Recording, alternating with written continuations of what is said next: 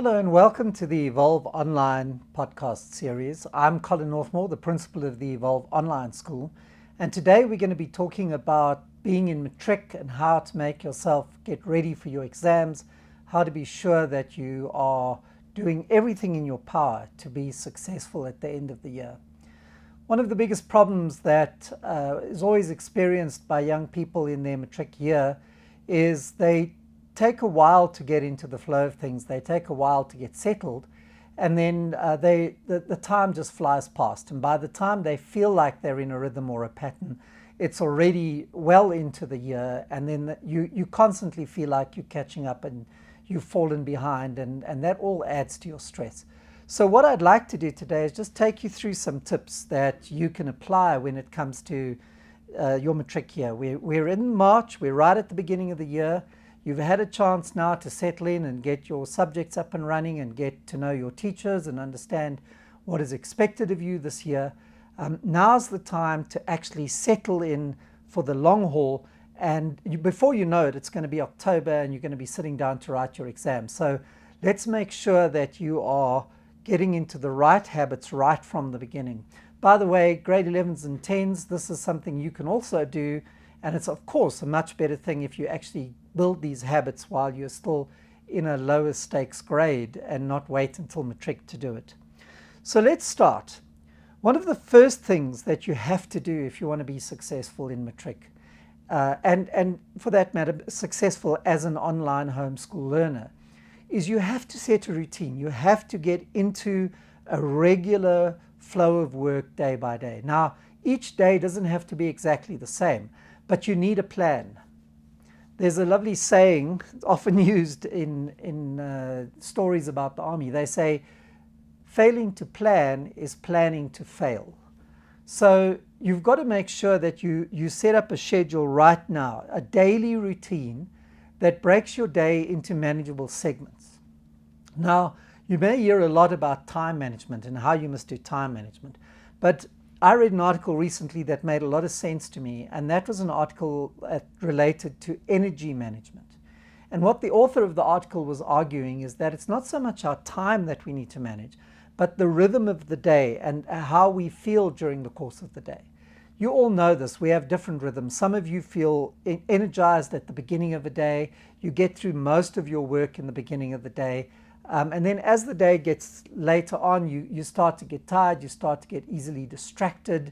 And in those circumstances, the amount of work that you can do tails off and you become less productive as the day goes. Others are the opposite way around. They struggle in the morning and then they hit their stride come 4 o'clock in the afternoon. So you need to figure out your own energy budget, your own energy balance, and try and work it through the day in order to use your energy as best you can. Now, when I talk about that, we all procrastinate. We all try to leave the things we like least till the last minute. And what an energy management says to us is that you actually have to tackle the most difficult things when you have the most energy, and leave the pleasurable things, leave the things you find interesting for when you have least energy, because in of themselves, they are going to generate energy for you. It's by doing those fun things during low energy times that you're able to build a little bit of extra energy at the end of the day or at the beginning of the day, depending when.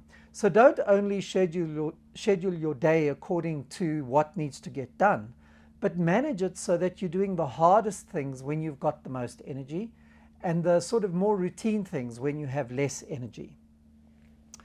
You need to also be sure that you're in a space that is conducive to your work. And by that, there's lots that can mean. I mean, some people work very well in their bedrooms and are able to make the separation between this is a place where I rest and relax, and this is a place where I concentrate and work. But others find it very difficult to make that mental separation. And if you're one of those that are struggling, find a place in the house that is well lit, that has a good table where you can sit, go and look up ergonomics and make sure that you are keeping your posture while you work, you're not getting your neck all stiff, etc., etc. Make sure that you've got everything in that space that makes it comfortable for you to work, and then be aware of the noises and the distractions. If you get distracted while you're working, have a little notebook and write down what distracted you. Try and identify the things that distract you from your work. If that's because of load shedding is going to happen, and the minute that happens, the generator next door switches on. Some of you might hear right now there's a generator in the background because we are going through that right now.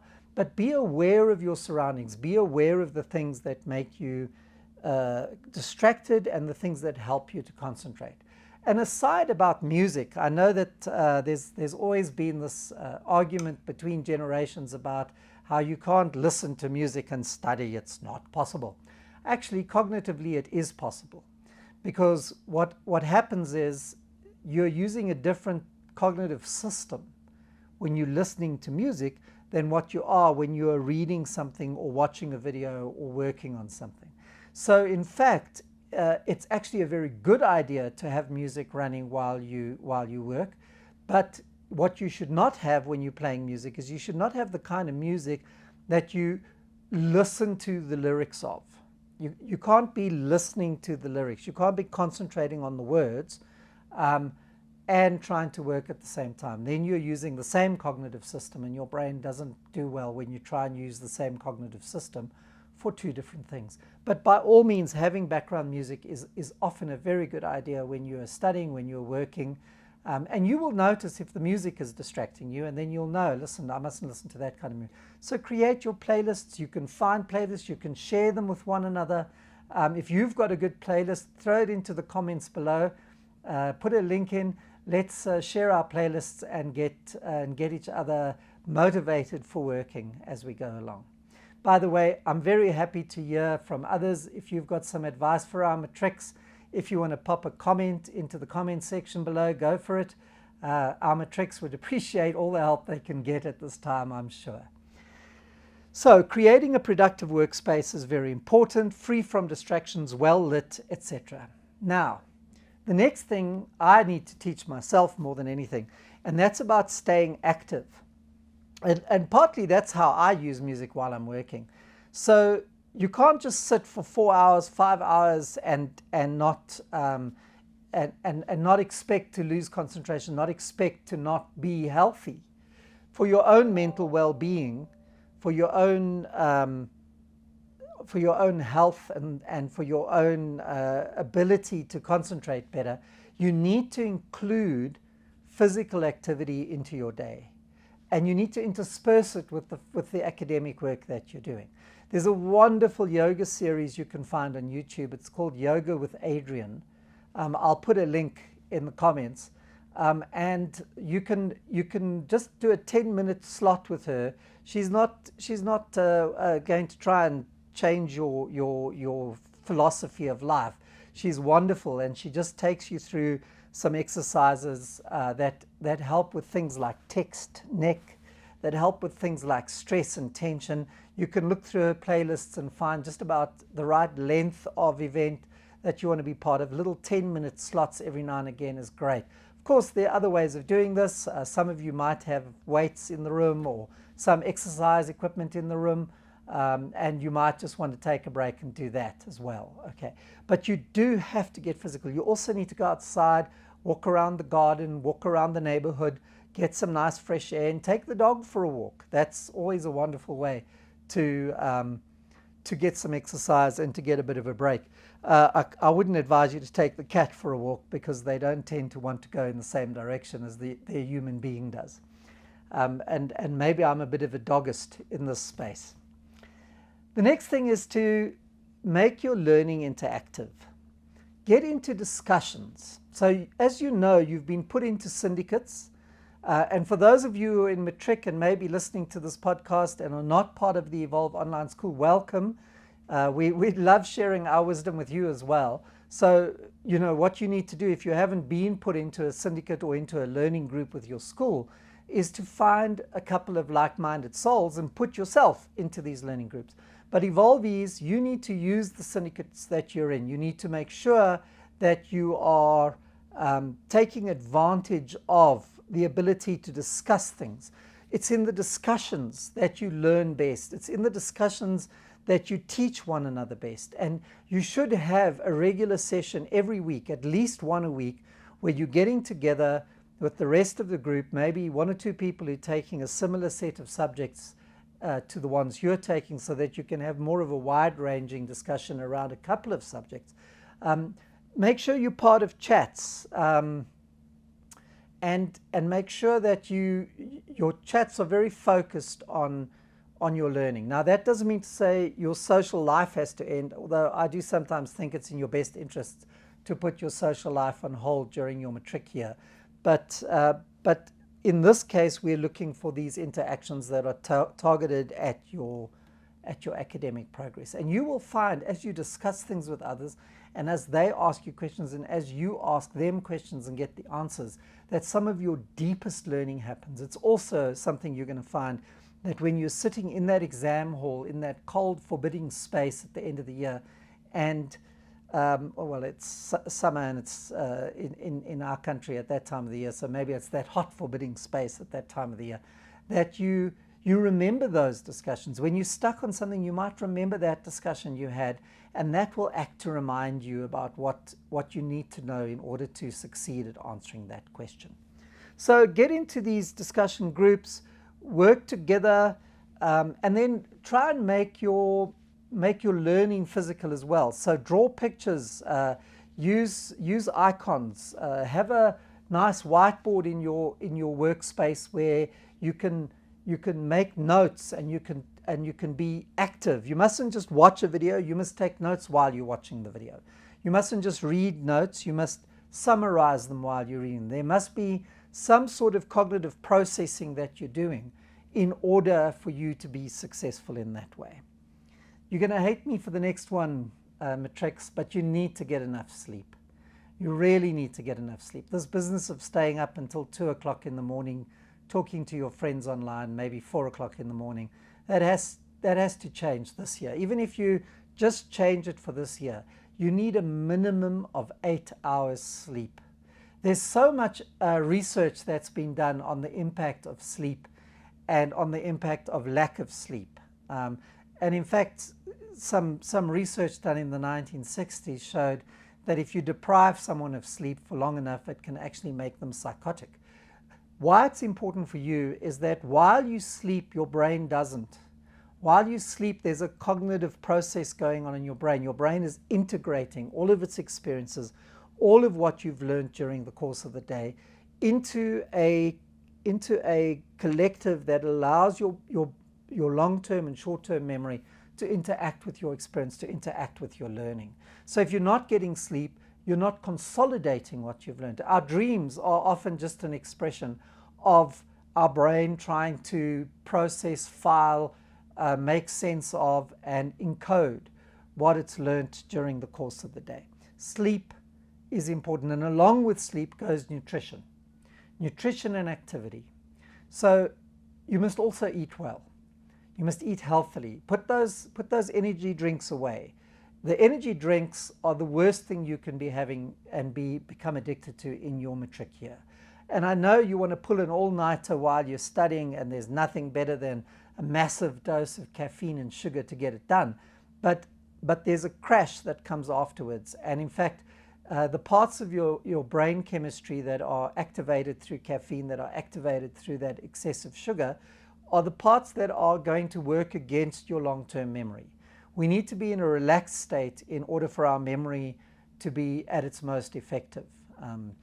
Later on in the year, we're going to do a podcast about how you can get yourself ready for an exam, how you get yourself ready for a matric exam, how you get yourself ready in the week before, and how you get yourself ready the very night before.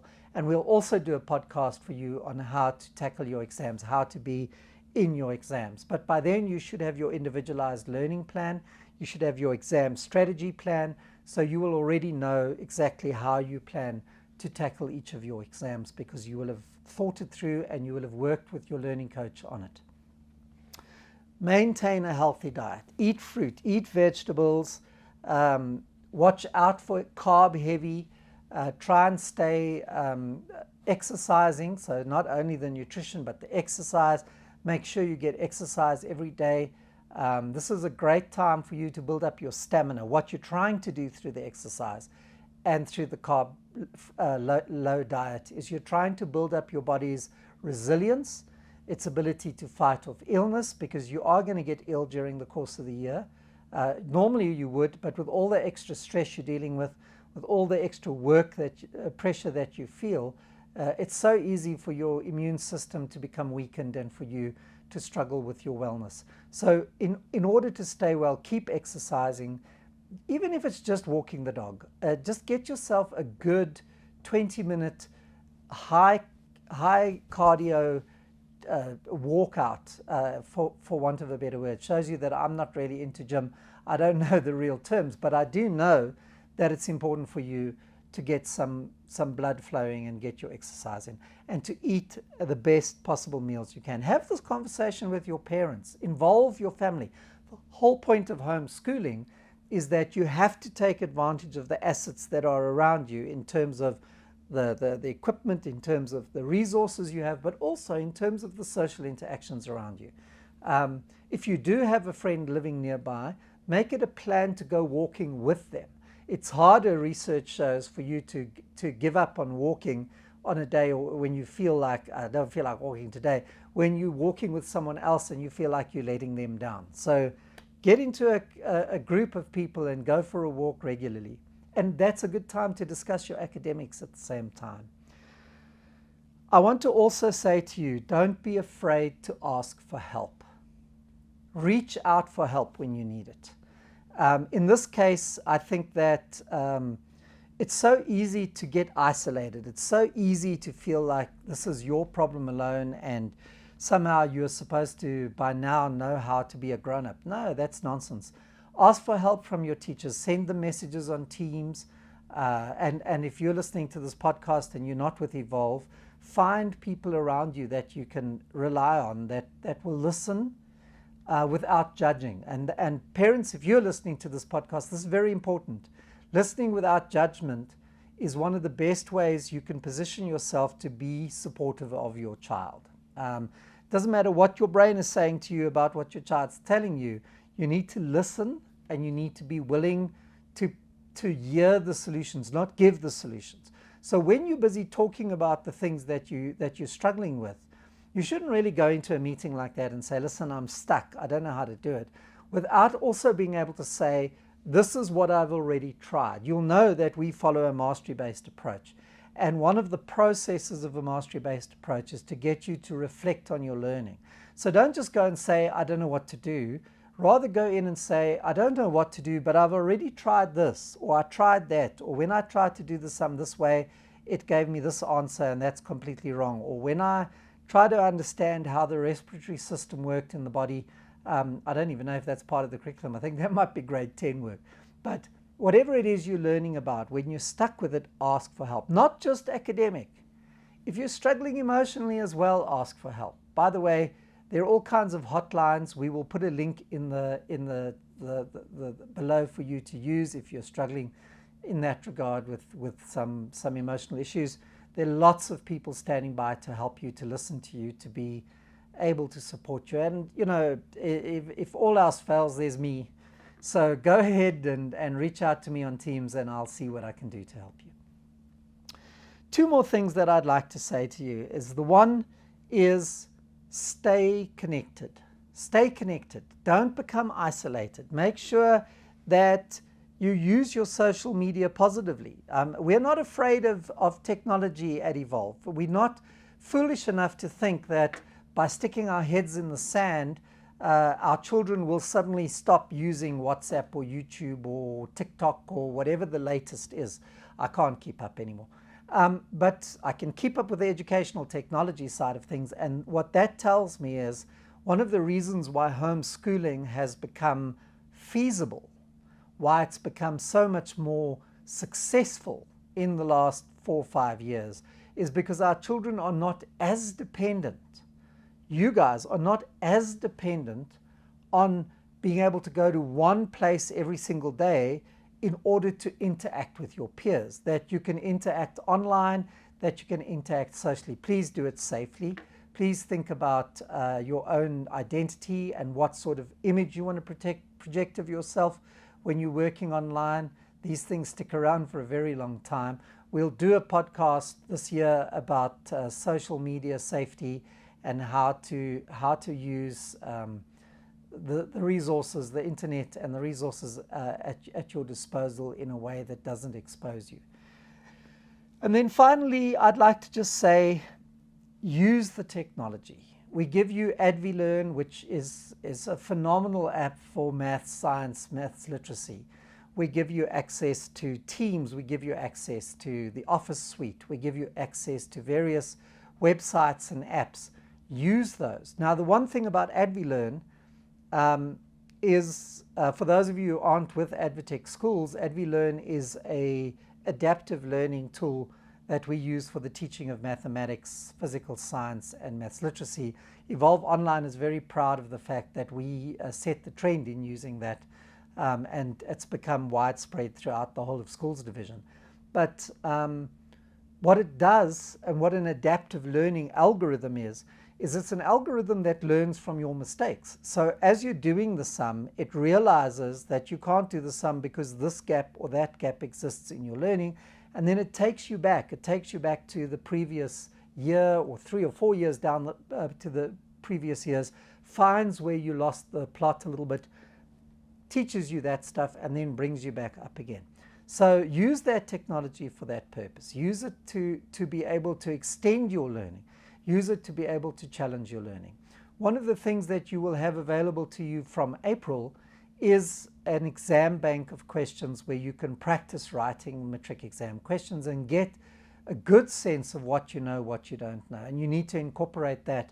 We'll be talking to our Matrics about it when we launch it. But what you need to do with that is you need to use it to make sure that you know exactly where you are strong and weak in your exams. So Matrics, good luck this year. I know that it's going to be challenging. We are so excited to have you as our inaugural group of Matrics. Forever, you are going to set the trend for those that follow you at Evolve Online School. And I can tell you, we're very proud that you've got this far, and we think that you are going to make an amazing splash in the world. Join me in the future for some more of the podcasts of the Evolve Online School. We're going to be talking about a lot of topics that are of interest to parents, that are of interest to children, and of course for the broader educational network. Thank you.